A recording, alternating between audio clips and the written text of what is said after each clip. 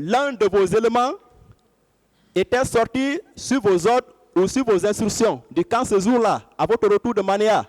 Non, personne n'est sorti.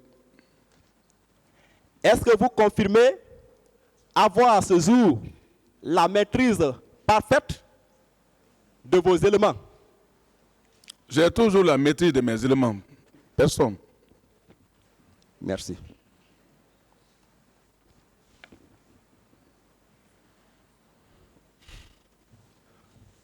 Votre co-accusé, le commandant Toumba, a déclaré à cette barre qu'il était parti au stade avec un certain Foromo qui serait féticheur à la recette du président Dadis.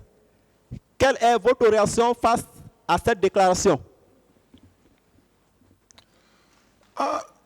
Moi, si peut-être à travers la justice maintenant qu'on va savoir, puisque moi je n'étais pas au 28 septembre ni là-bas, ni de près ni de loin, je ne peux pas identifier qui est Fromo.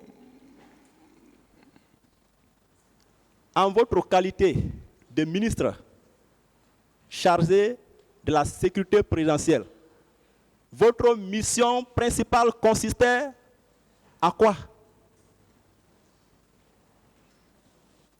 Reprenez la question. J'ai dit, en votre qualité de ministre chargé de la sécurité présidentielle, quelle était votre mission principale? Moi, ma mission principale, c'est d'avoir le contrôle des mouvements du président en première position, y compris tout le... c'est-à-dire que tout notre régiment, d'abord tous les mouvements du président, je dois faire le contrôle, tout. Voilà. Donc, vous étiez chargé de protéger la personne physique du président. Principalement. Principalement. Ouais. Alors, dans ces conditions, en cas d'atteinte à l'intégrité physique du président, quelle doit être votre réaction? Justement, c'est pour cela, quand il y a eu le tir sur le président, d'abord, même le 28 septembre, d'abord, j'ai réagi parce que je suis parti demander que je dois mettre aux arrêts certaines personnes. Donc maintenant, quand il y a eu le tir sur le président, là, il fallait automatiquement demander une rassemblement général pour voir quelles sont les conduites à tenir et quel sera le comportement des militaires. Voilà la raison pour laquelle j'ai tenu ce rassemblement général au niveau du camp.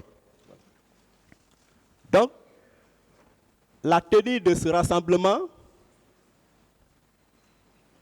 faisait partie de vos attributions de Bien sûr. ministre chargé de la sécurité présidentielle, oui ou non? Oui. On vous dit pourquoi vous n'avez pas organisé un tel rassemblement le 28 septembre ou bien au lendemain du 28 septembre et le 3 décembre, au lendemain, vous avez promptement organisé un rassemblement.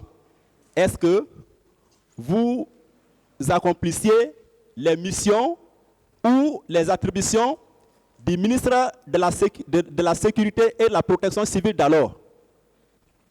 Est-ce que c'était vous, le ministre de la Sécurité et de la Protection civile d'alors? Non. Il y avait un ministre de la Sécurité et il y avait un ministre de la Défense. Voilà. Quand vous avez proposé au président votre initiative d'arrêter le commandant Toumba et le capitaine Marcel, est-ce que le ministre de la Défense d'alors avait été informé de cette proposition? Il fut le premier à être informé d'abord par moi-même. Et quelle a été sa réaction face à votre proposition? Il m'a laissé savoir qu'il faut essayer, comme c'est l'aide du camp du président, il faut essayer d'aller expliquer ça au président. Okay. Est-ce que vous accomplissiez des missions de maintien d'ordre? Non. Les missions de maintien d'ordre ne relèvent pas de moi. Voilà. Ça relève du colonel Tebro, y compris et la police. Voilà. Mon colonel. Oui. Quel est votre état d'âme face à ces multiples accusations portées à votre rencontre? Parce que je me sens que c'est pas vrai, ce que l'encontre de moi-même, c'est pas vrai, tout ce qu'ils ont mis sur moi, c'est pas vrai. Je demande que la justice soit rendue. Ce qui veut dire que vous êtes prêt à être confronté à ces personnes qui vous accusent, oui ou non? Oui. Merci, M. le Président.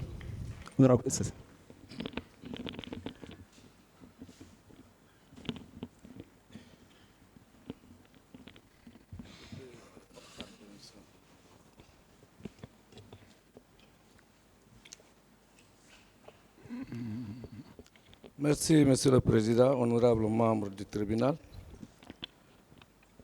Mon colonel Claude Pivy. Mon colonel? Oui. Je commence par vous faire la lecture de l'article 48 du Code de la justice militaire, qui dit ceci. Les poursuites des infractions commises par un officier général, sauf cas de flagrance, est subordonnée à l'autorisation expresse du président de la République, suite à un rapport du ministre en charge de la Défense nationale. Celle des infractions commises par un officier supérieur, sauf cas de flagrance, est subordonnée à l'autorisation expresse du ministre en charge de la Défense nationale. Vous êtes de quel grade, mon colonel? Si. Votre grade, vous pouvez répéter à la cour au moment des faits. J'étais de grade de lieutenant-colonel. Donc, vous êtes un officier supérieur. Oui. En votre qualité d'officier supérieur, est-ce que votre poursuite a été subordonnée à l'autorisation, un acte express du ministre en charge de la Défense? On vous a brandi un acte parce que votre poursuite est préalablement subordonnée à l'acte du ministre en charge de la Défense, en votre qualité d'officier supérieur. C'est votre droit. Est-ce qu'on vous a montré un acte dans le dossier de la procédure? Non. Par lequel, pour qu'on puisse vous interroger, il faut l'autorisation de votre ministre en charge de la Défense. On vous a brandi l'acte là? Non, je n'ai pas vu un acte. Vouloir vous juger maintenant, sans l'autorisation de votre ministre en charge de la Défense, ça, ce n'est pas une violation de vos droits. C'est une violation de droit? L'article 48 du Code de la justice militaire.